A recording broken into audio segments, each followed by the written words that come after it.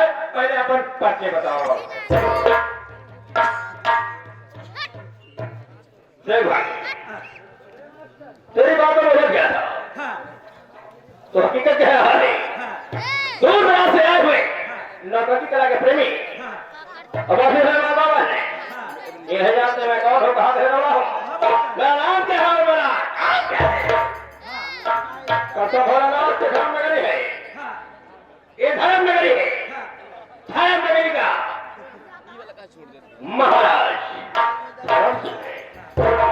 उनका मैं वहां नाम आकर मेरा नाम ज्वाला सिंह है। उनके घर में दो रानियां हैं, बड़ी रानी का नाम प्रेमावती है और छोटी रानी का नाम महारानी है। प्रेमावती के पास में एक लड़का है जिसका नाम राजकुमार वीरेंद्र है, मगर वो इस समय ननिहाल में पढ़ाई कर रहा है। मगर सोचने की बात है भागे कि महारानी हेमा की कोई औलाद नहीं और महाराज का आने का वक्त हो गया है। जैसे जैसे मैं कहूंगा वैसे वैसे तुम दोनों को करना है। अगर जरा से गलती हुई तो सोच लेना, इसका नाम बहुत बुरा होगा। इस तरफ तुम खड़े हो जाओ, रहो और भागे इस तरफ तुम खड़े जाओ, क्योंकि महाराज का आने का वक्त हो गया है। आते ही महाराज का स्वागत होना चाहिए, ठीक है?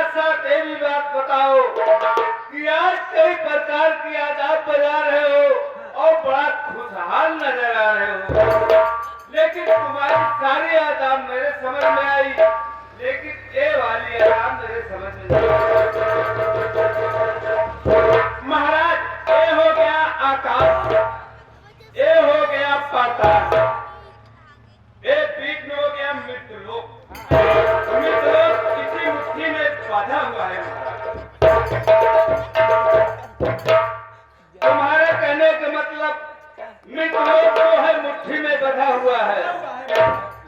मंत्री जी, सबसे पहले बताओ इस धर्म नगरी का क्या समाचार है और प्रजा के मुख से कैसी आवाज आ रही है? महाराज, आप कहते हुए इस धर्म नगरी में किसी को कोई कष्ट नहीं है। मेरी तुम्हारी प्रजा आपके नाम से जय जयकार कर रही है। महाराज, मंत्री जी, जिस राजा के राज में प्रजा दुखित है तो समझ लो उस राज का राजा भी दुखित है। जिस राजा के राज में प्रजा खुशहाल है तो समझ लो उस राज का राजा भी खुशहाल है। ये प्रजा जो होती है हर राजा की संतान होती है। हर राजा का कर्तव्य होता है कि अपनी प्रजा का देखभाल हमेशा करे। राजा प्रजा से होते हैं और प्रजा राजा से होते हैं। राजा और प्रजा का तालमेल बराबर का होना चाहिए।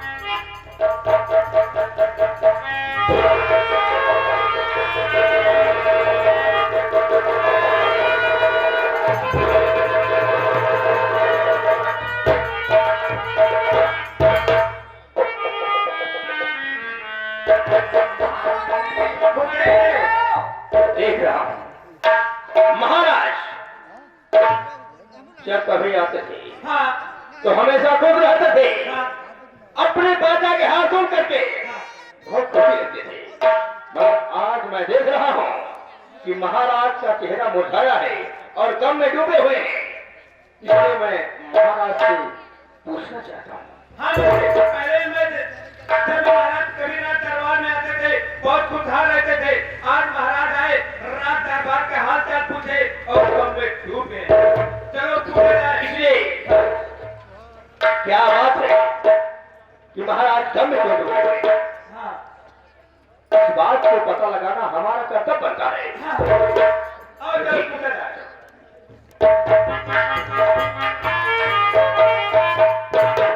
महाराज अगर मैं तुमसे कोई गुस्सा भी हो तुम्हारा नाम करना।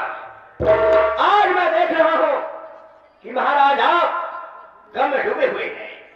बात क्या है महाराज? इस उदासी का कारण तो बताओ।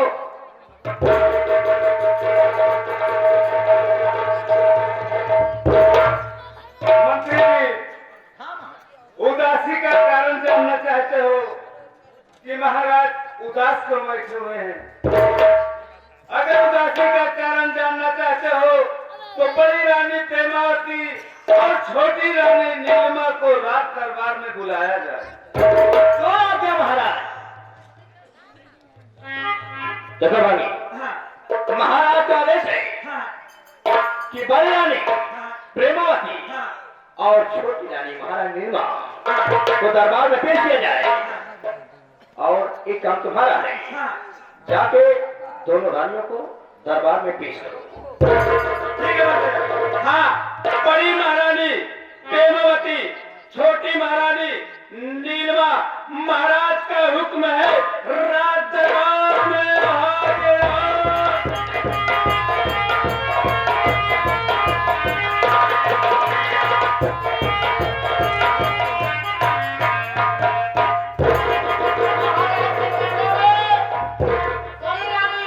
प्रेमावती का प्रणाम सत्कार हो।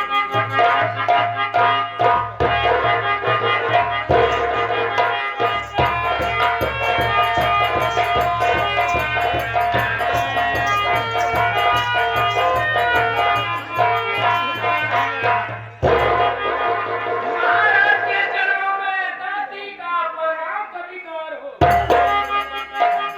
छोटी महाराज के चरणों में मंत्री का प्रणाम करो। महाराज के चरणों में दरबारी का प्रणाम। महाराज दोनों महारानी दरबारी व मंत्री को दरबार में पेश क्यों किया गया? कारण जानना चाहती हूँ।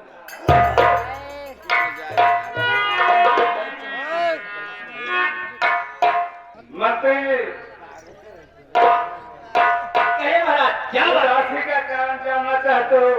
हाँ महाराज, न सुनिए मैं बता रहा हूं। कहिए क्या बात है?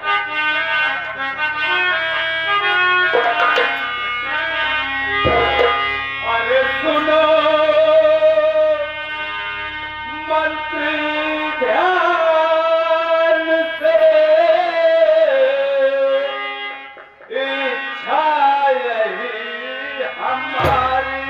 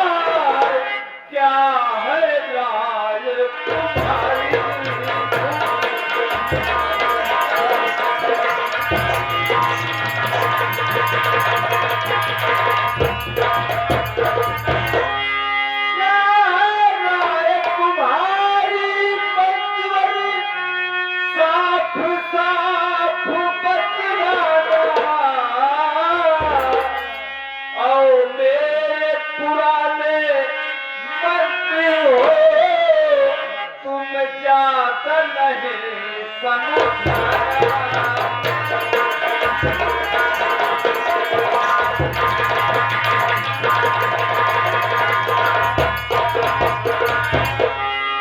मेरी प्रजा के ऊपर कभी कष्ट नहीं पहुंचाना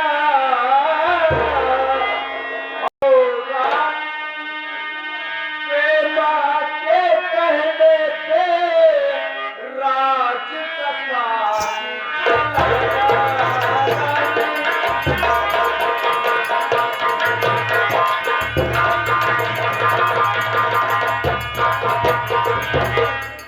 यही है इच्छा हमारी। यही है इच्छा हमारी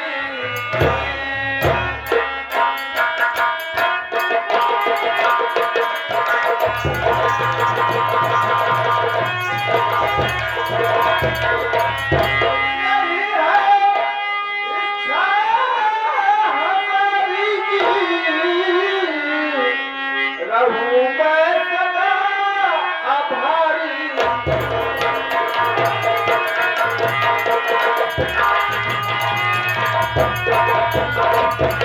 और होते ही उठ जाना। मेरा समान मंजिल तुम्हें इस पैसे में पहुंचा।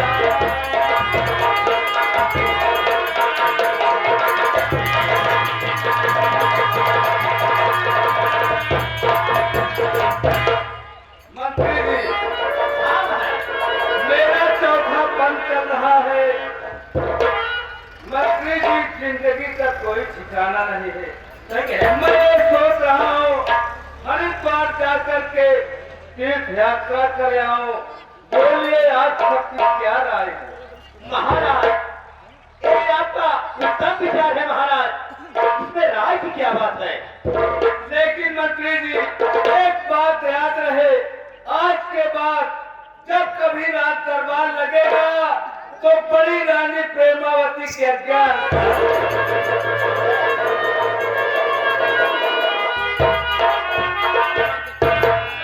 महाराज, मैं भी आपसे कुछ कहना चाहती हूँ। बोले महारानी जी। आज भर दरबार में भूखे का सब्र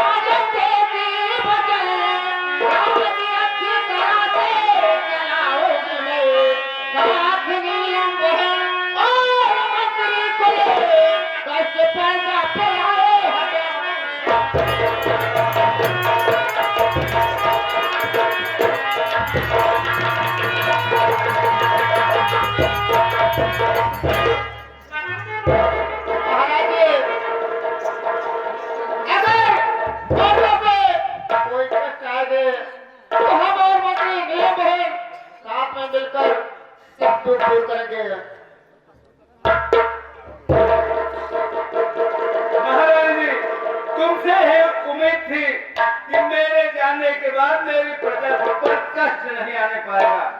तो मंत्री जी, मेरे सामान का बंदोबस्त करो, क्योंकि 4 बजे की ट्रेन है। महाराज, आप चलिए, आराम कीजिए। मैं पूरे सामान की व्यवस्था करके पूरा तैयार करके आपको स्टेशन पर छोड़ देता हूँ। ठीक है मंत्री जी, मैं चल रहा हूँ।